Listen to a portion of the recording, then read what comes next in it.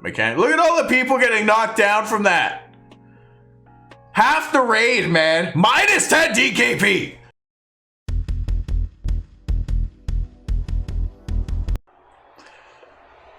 We've got some news and things that we can talk about today for sure.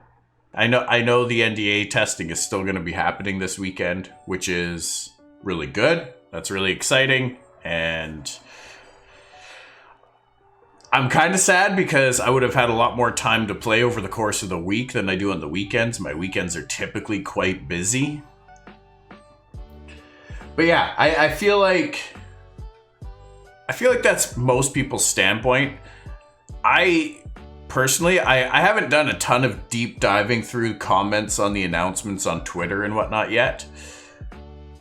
But the general reaction that I have seen across the community has been a positive reception of this news. And that makes me happy.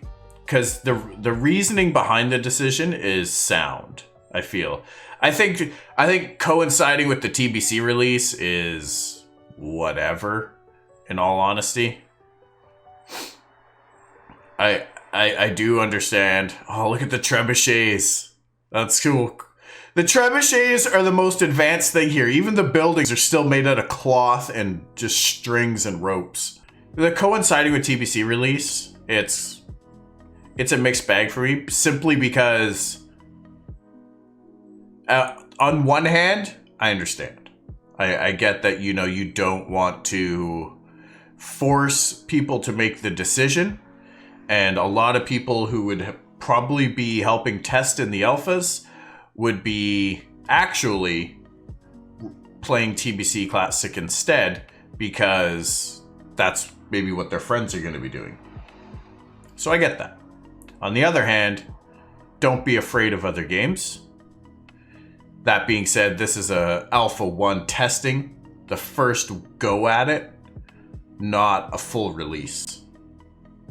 So, I understand the decision on that front.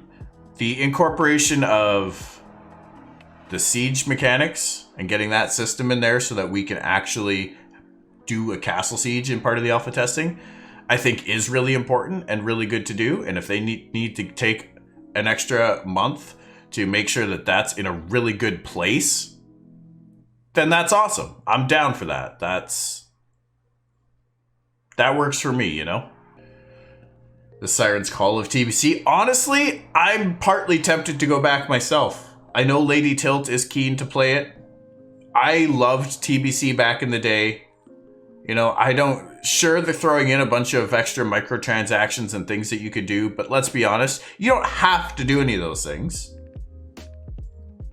Right? And that's the thing, I think, that people get so salty that they put it in there. But you don't have to do it. You pay your sub fee and leave it at that. You don't have to. If you want, only a select few people, I think, are going to want to do the character copy so that they can play a persistent classic server or stay on their existing classic servers and be able to play in TBC and put time and energy into both of those games. And I feel like after a month or two of doing that, a lot of those players will probably end up just leaning one way or the other. Some people might do it as a safety net. I started playing WoW and I have fond memories of that time, but I detest what WoW is these days, and I don't think I can expect to relive those times. And here's the thing too. If you've ever gone down that nostalgia lane before, where, hey, I loved doing this. It was so great when I remember doing it. And then you go back and you do it again, even if it's in its exact same state, it's never what you remember it as. It's never as good as you remember it. I don't know that I think there's a name for that. There's a word for that. I don't have it off the top of my head.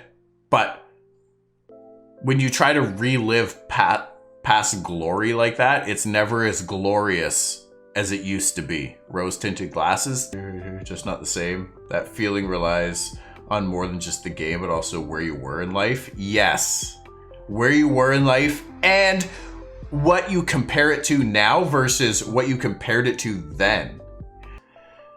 As I get older, I realized the fun I had in TBC and Wrath was just as much due to the fact I was in college and could play the game 50 hours a week. Not possible for... Yeah, that's a huge thing too, right? Yeah, I think Steven is really more so about being part of the community aspect of it, not so much the top end execution of his character. As he is at PvP. What are you trying to say, Lore?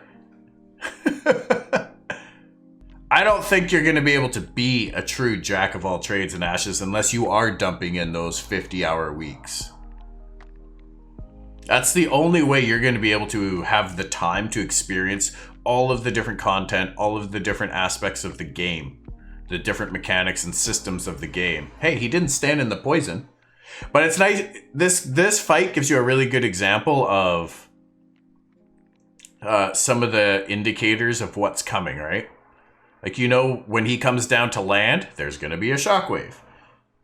When a purple circle forms on the ground, poison's about to spawn there. Get out.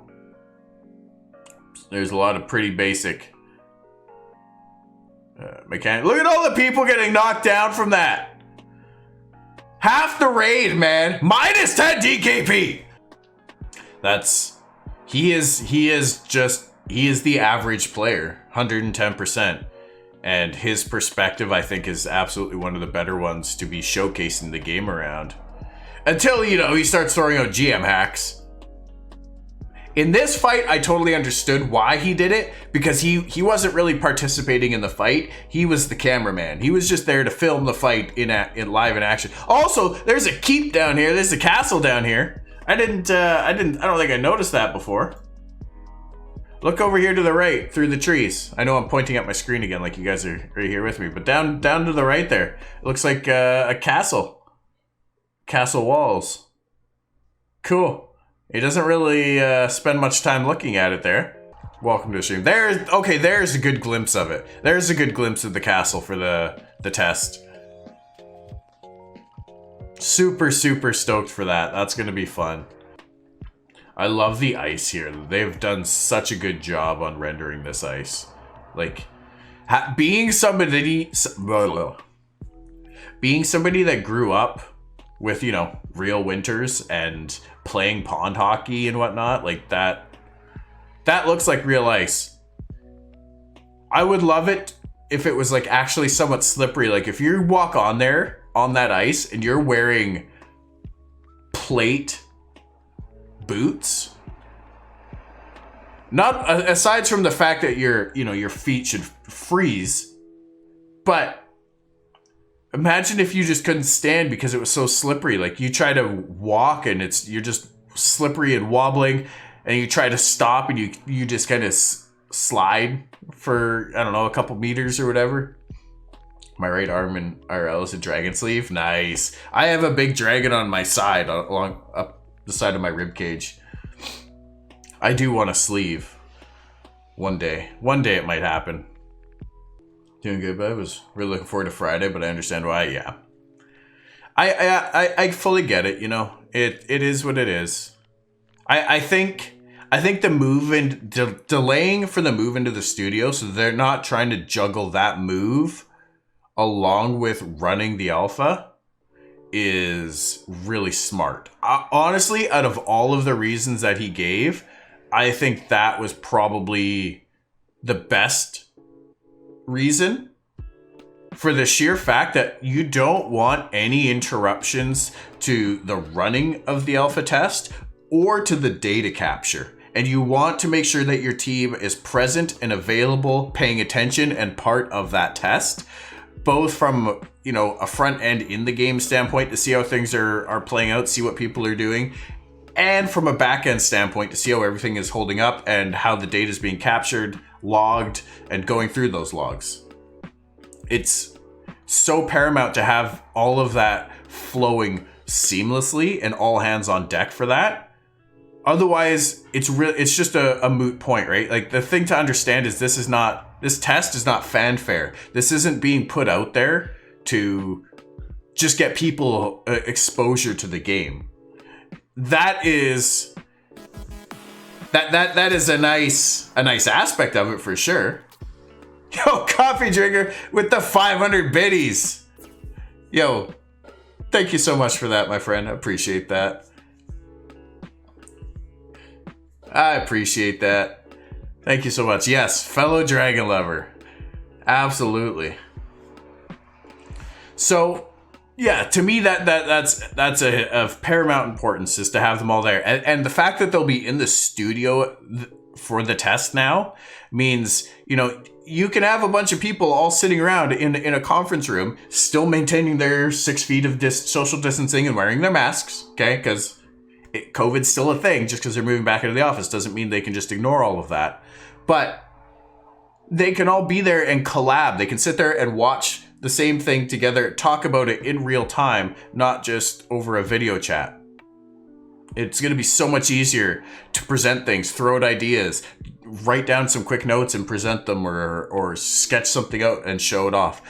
It's going to be so much better for the testing phase. To me, that was the paramount reason that stood out. Secondly being getting the siege mechanics and siege system tuned up to a point where the testing of it is relevant, and again, isn't just in there for fanfare.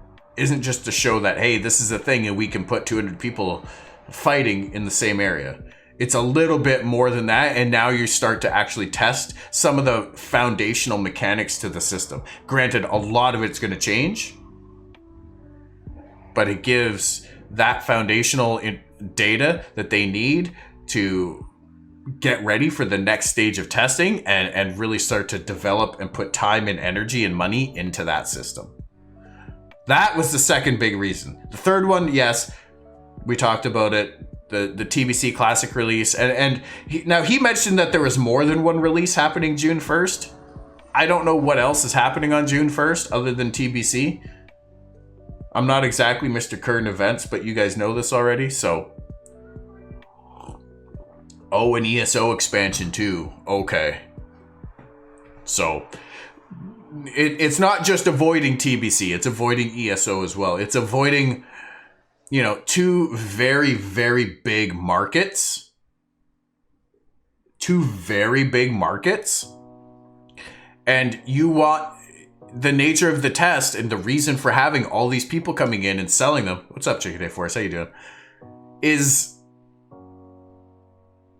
to make sure that you have those people in there. What's the point of it if none of them are in there? They're all off playing other games. Then you're not getting the numbers into the test that you want to have, that you need to have. So there you go. I think that's super, super important though. Did they ever say if we could Dermis the bosses are tame? I don't recall them ever saying that. I doubt we'll see that on... I expect that these are going to be legendary world bosses come actual game time. Come live release. So, I doubt we'll be able to tame them or... What do you mean Dermis? Like, skin them? I would expect you can skin them for... If there's going to be a skinning... gathering skill in the game, I would expect you could skin the bosses and they would have some of the best hide to make some of the best leather armor in the game. Or, you know, the best dragon skin rug that you could have in your freehold. And when you lay on it to make babies for the orphanage in front of your epic fire, maybe it's a dragon fire fireplace, then that kid that gets born is now going to be some dragonkin, dragon slayer, super child that's like... Anyways. getting a little out of hand here. The start of the House Targaryen. Yeah, exactly. Exactly.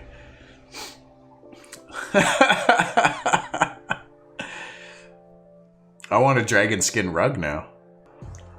So I'm okay with this. You know, the fact that in light of the news, they've extended the refund policy to 90 days so that if this is an issue, or becomes an issue, you know, if you're not able to adjust your vacation time, if you happen to book time off for this coming week and you can't move it or relocate it now, you can get a refund on the pack if you bought in for that, for this testing period. You also still have access to the NDA testing, spot testing, weekend testing, whatever it is, that is going on during this time. So if you've bought in, if you have Alpha 1 access in any way, shape, or form, or do in the near future buy in, you still have access to the NDA testing, spot testing that's going on. So that's a thing. You know, if you act on any of your Alpha 1 access, like if you log into the game and play it all during that testing phase, you're no longer eligible for a refund. You can only get the refund if you haven't used the product. This isn't Costco, okay? This isn't Walmart. You don't get to buy a tent, go camp in it for a weekend, tear the fuck out of it, and then take it back and say, yeah, no, this isn't the tent for me. I don't want it. Sorry. You'd only get to test some. I've never done that, by the way. I've heard many stories, but I personally have never done that. So I'm expecting Alpha 1 is going to go, full bore. So if you do decide to hop on for this weekend's NDA test, you're not getting a refund. If you are aiming to get a refund, don't play. Don't do anything that allows you to play. Just submit for your refund now. Get it done. If you're hoping to play and get a refund, I'm sorry, it's not going to happen. If you want to take time off for testing at this point, I just recommend taking it after testing is actually running or confirmed on. Doesn't really make sense to take time off for Alpha 1 stage anyway, though. And I say that having already originally trying to.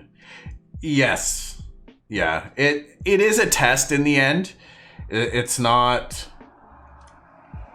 It's not a just chill gameplay experience. So there's that aspect of it. On the other hand, that might be exactly what some people are really keen on doing. And if that you're keen on doing that with your time off, just make sure either you have some flexibility with your time off. But if you're gonna take that shot, understand we've had it delayed twice now. It could happen again. This mid-July test could get pushed back to August, early August, mid-August, late August. Who knows? This is game development. And this is an early iteration of game development. They're not going to put the servers up and run everything and show off the game when it's not ready just to appease people. So if you've booked time off and haven't been able to, or they've changed their schedule and you've lost it, that sucks. That honestly sucks. And I wish and I hope your employer can be somewhat understanding and either adjust the time for you or some other option can come up. I'm worried about July getting moved. There's more dates happening in July too. If there's any doubts about readiness in combination with other releases, I think it will move again. Potentially.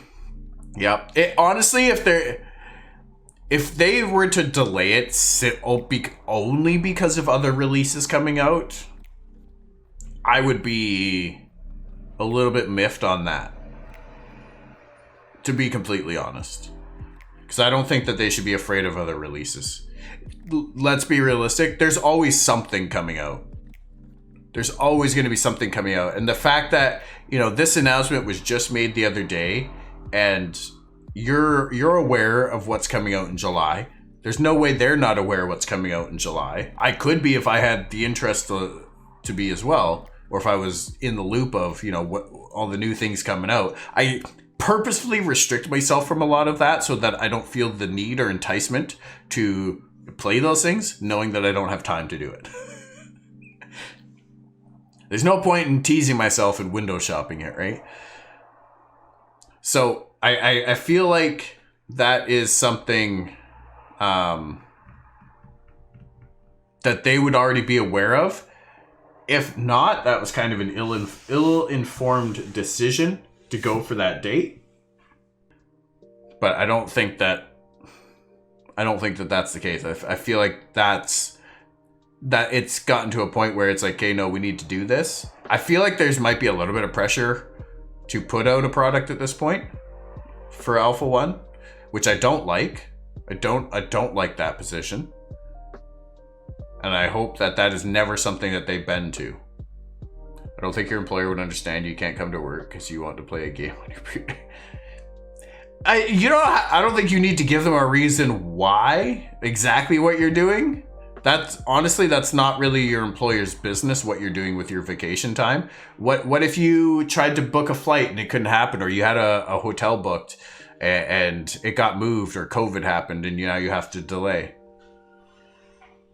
There's plenty of reasons out there why schedules change, why things change, plans change. I have a camping trip planned at the end of June, start of July, for over the long weekend. It's that's our Canada Day. That's our national holiday. It's similar to Independence Day on July 4th. It's July 1st for us. But my best friend he lives on the mainland, and we're going to camp here on the island, so he has to take the ferry boat over. But the ferries right now are restricted to necessary travel only, which, of course, holidays camping is not considered necessary travel. So as of right now, he's not even allowed to come over here, which means we might be canceling the whole thing. I think they're taking a road that needs to compete with WoW. They're going to compete with something. They're always going to be competing with something. That's just the nature of the gaming industry. There's always going to be something coming out. Whether it's directly related in the MMORPG realm or not, there's always going to be something coming out. New World Beta? Okay. I did register for that one as well. I haven't heard anything back from them saying I've been accepted in, but I did register for that one. Just for something else to go and test and play around in. See if we can, extract some positives or negatives from it that we can use as we help Ashes grow.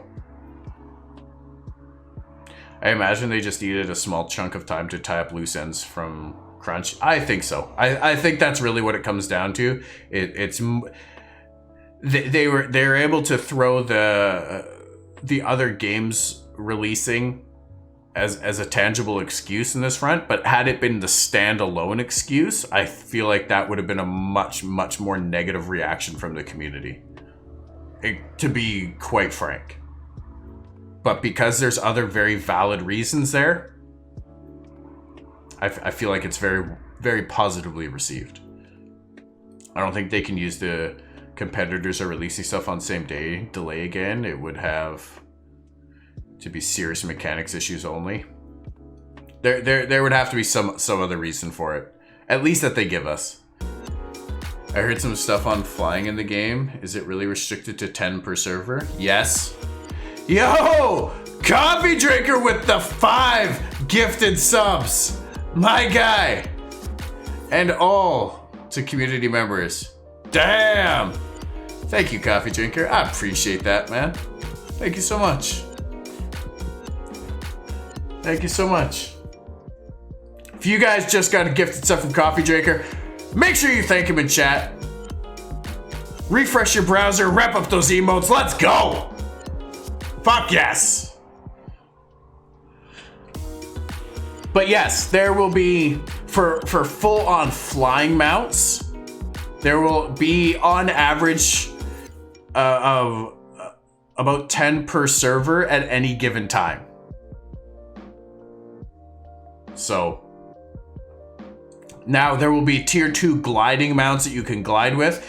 In other words, you could jump from a high location and just glide and float around until you lose all your elevation and hit the ground. You can't regain your elevation. There might be like wind gusts or funnels at points in the game that you can gain your elevation again, but yeah, we'll see.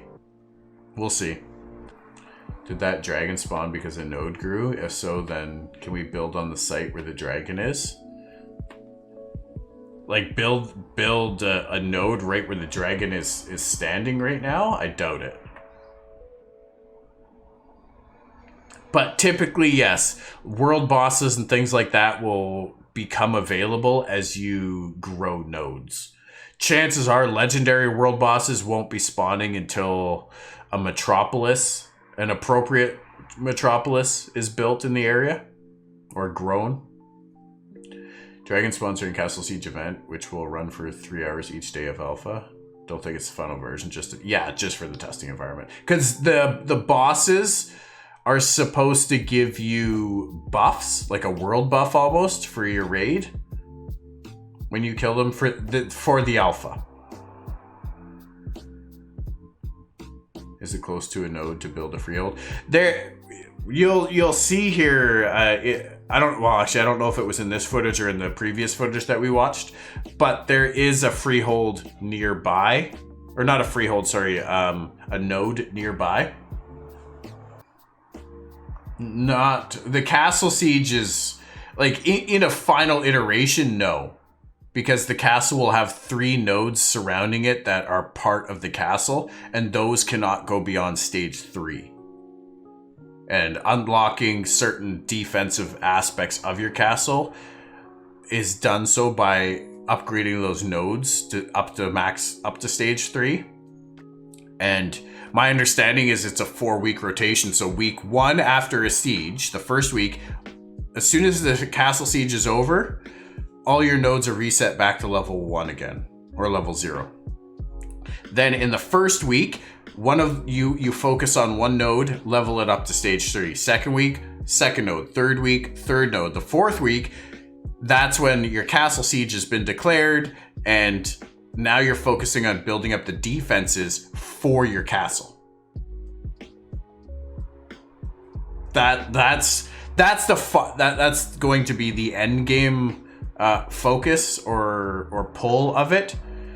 What's going to happen for alpha is definitely going to be varied, because we're not going to be on a 4-week rotation. So it's going to be a lot more custom. It's going to be I believe the siege is actually supposed to be what was in APOC, but I never played that, so yeah. Build a freehold. Yeah, no, I don't think you'll be able to build a freehold on a spawn. There'll be predetermined areas where you can and cannot build freeholds. They said you can't build freeholds too close to points of interest. Yeah. Exactly. Or where a dungeon might appear as you level up the node.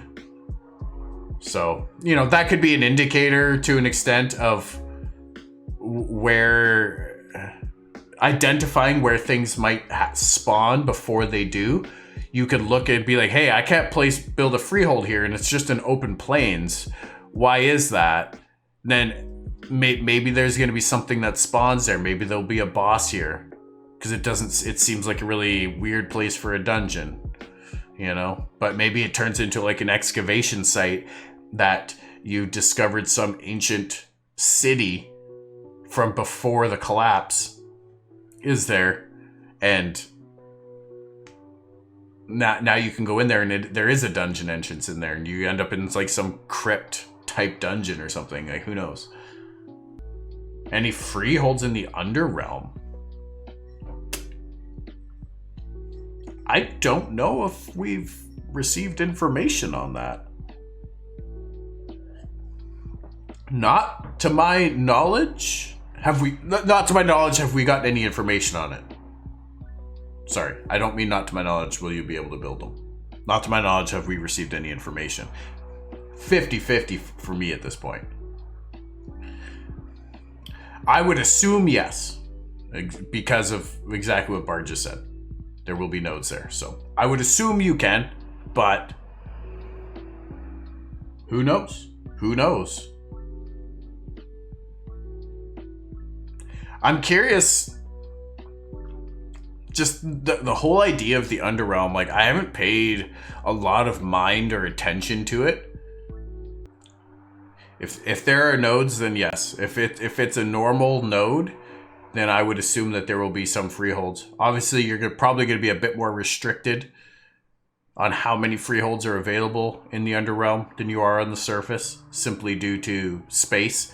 Because the Underrealm isn't just going to be one giant open area, right? It's going to be tunnels and caverns, things like that, in various parts of the world. It's not just one big continuous zone. You might, yeah, at the end of a little tunnel or an incropping, I don't know.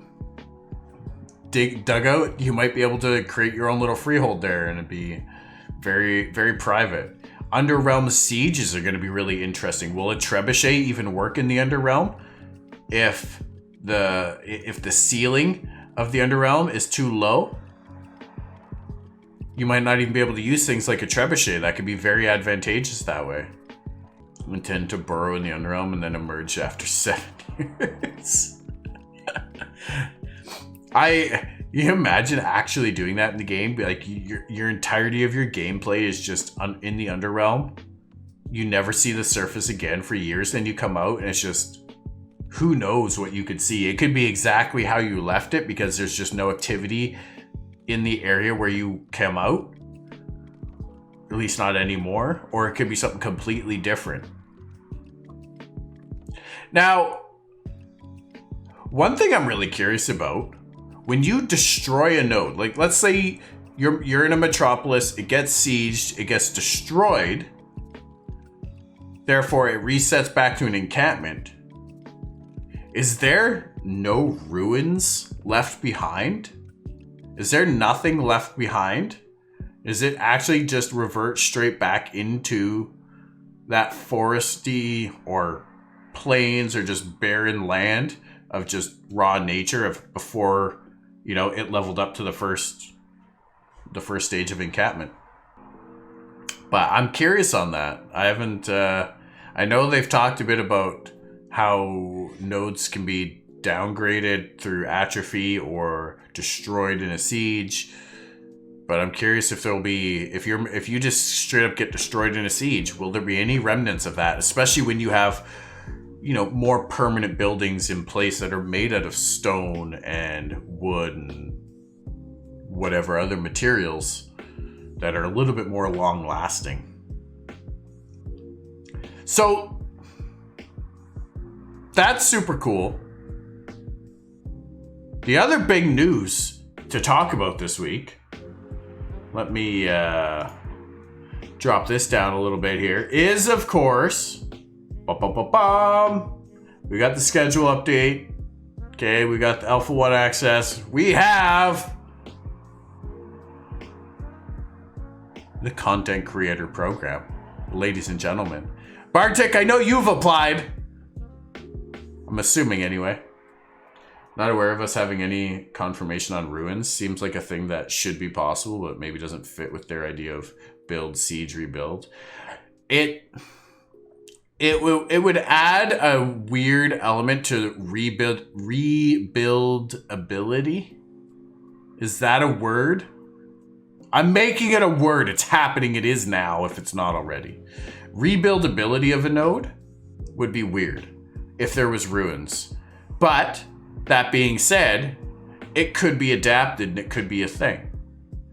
And that's not to say that if you were to build a metropolis on the ruins of an old metropolis, that it would have to look any different at that point. Because by that point, you've had time to clean up the ruins and basically integrate back into them. I think the challenge might stem from the racial influences.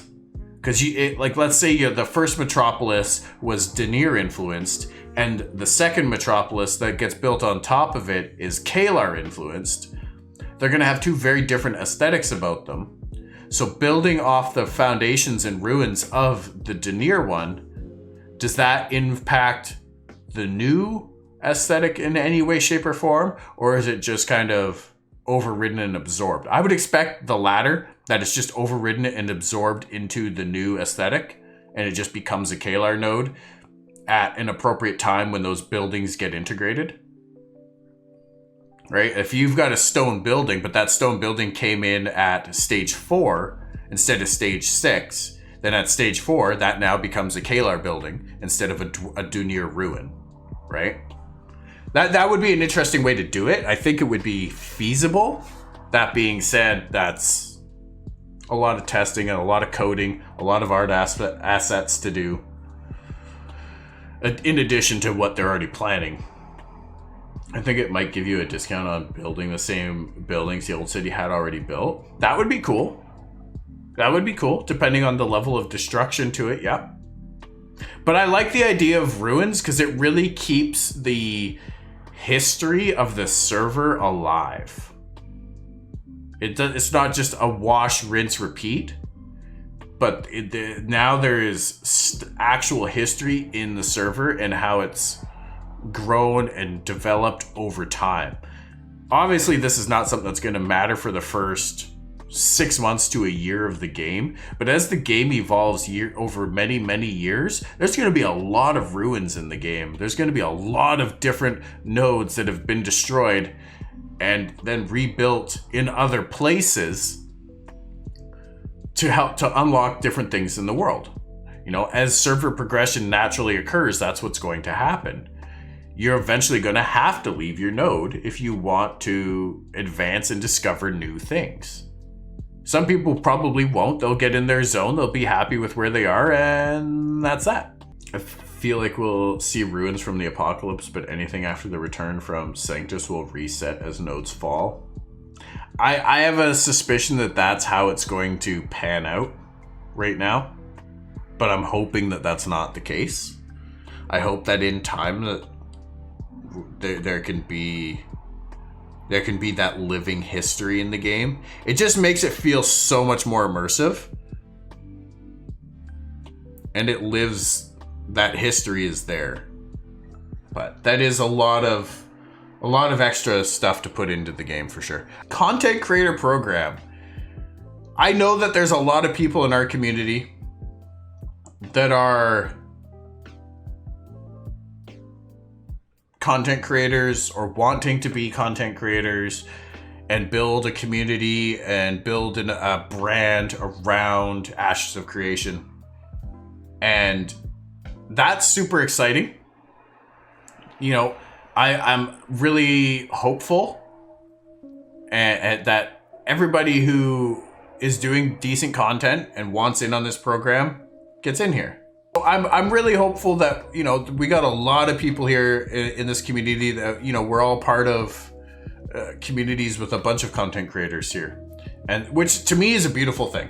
It's a beautiful thing because the general consensus when you think about streamers and content creators around any specific IP is that they're in direct competition with each other, and that is inherently true. We are. Bartik and I are in direct competition with each other, as we are with Jalon and Paradox Gaming Network, with Sim, with Tavern, with Fane, with BC Giant, with Amist, and so many others that aren't coming off the top of my head right now. Greetings, traveler. But yo, Autumn Future, thank you for the follow, appreciate that. But at the same time, we all support each other too, and to me, that's a beautiful thing about this community, is that it really embodies that community culture to it, and I love that. That's one of the big reasons why I fell in love here. Super battle Mortal Kombat last one standing gets the viewers. Can you imagine? Super is another one, you know, like it's a huge community. So I hope everybody gets to become official content creators, because the collaborations that could happen, all supported. We could do like panels, interviews and stuff like that with the dev team. That would be super cool. Some of these things are just insane. Like, of course, unique referral codes and giveaway bundles to give out to the community. I'm super stoked for that. Super stoked for that. That's going to be a lot of fun. I am good, I am wise. You instill wakefulness and readiness, always prepared to face the day. I feel like I'm reading your horoscope right now.